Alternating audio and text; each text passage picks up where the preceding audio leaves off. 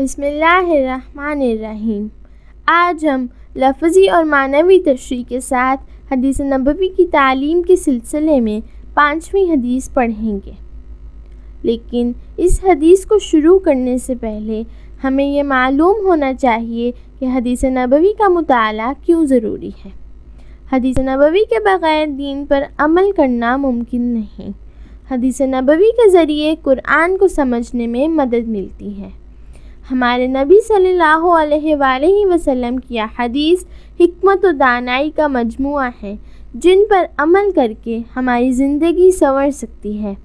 احادیث کو سمجھنا اور ان پر عمل کرنا آخرت میں کامیابی کی ضمانت ہے۔ اس سلسلے کی 5ویں حدیث میں ہم پڑھیں گے کہ رسول اللہ صلی اللہ علیہ وآلہ وسلم کی تعلیمات کی مومن کے لیے کیا اہمیت ہے۔ رسول اللہ صلی اللہ علیہ وآلہ وسلم نے فرمایا، لا یؤمن احدکم حتی یکون ہواہ تبعا لما جئت بھی۔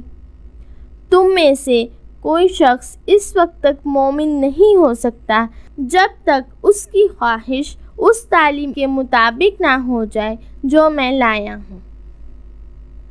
اس حدیث مبارکہ میں رسول اللہ صلی اللہ علیہ وآلہ وسلم کی اطاعت کا پیغام دیا گیا ہے۔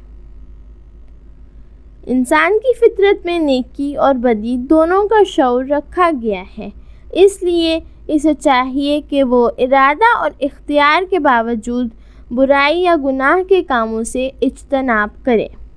دوسرا یہ کہ اپنے جذبات اور احساسات اور خیالات کو اللہ تعالیٰ کے رسول صلی اللہ علیہ وآلہ وسلم کی مرضی کے مطابق ڈھال لے۔ جو شخص اپنے جذبات، احساسات اور خیالات کو اللہ تعالیٰ اور رسول اللہ صلی اللہ علیہ وآلہ وسلم کی مرضی کے مطابق نہیں ڈھالتا، وہ ایمان کی لذت سے محروم رہتا ہے۔ اللہ تعالیٰ نے فرمایا، من یطع الرسول فقد اطاع اللہ۔ جس نے رسول صلی اللہ علیہ وآلہ وسلم کی اطاعت کی، اس نے گویا اللہ کی اطاعت کی۔ اللہ تعالیٰ ہمیں عمل کی توفیق عطا فرمائے۔ جزاک اللہ خیرا۔